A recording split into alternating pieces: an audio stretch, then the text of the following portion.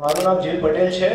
મેં હમણાં જ આ વર્ષે સારા એન્જિનિયરિંગ એન્ડ ટેકનિકલ ઇન્સ્ટિટ્યૂટમાંથી કોમ્પ્યુટર એન્જિનિયરિંગની ડિગ્રી કરી છે અને અત્યારે હું એસનલ ટેકનોલોજીસમાં સોફ્ટવેર ડેવલપર તરીકે જોબ કરી રહ્યો છું.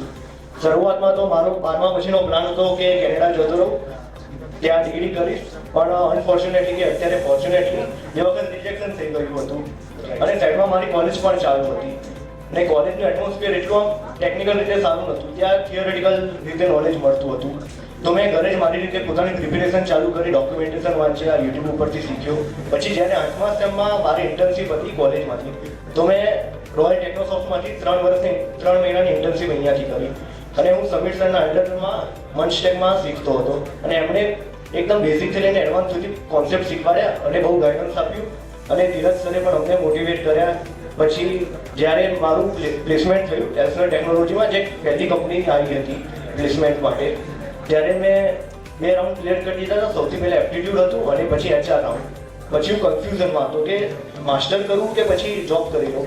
ત્યારે મેં રાહુલ સરને કોન્ટેક્ટ કર્યો, એમને પૂછ્યું તો રાહુલ સરે મને કીધું કે તારે રિસર્ચ ફિલ્ડમાં આગળ જવું છે કે એઝ અ ડેવલપર તરીકે આગળ જવું છે. તો મેં કીધું સર મારે ડેવલપર તરીકે આગળ જવું છે. તેમણે કીધું કે આંખો બંધ કરીને જોબ સ્વીકાર કરી દે.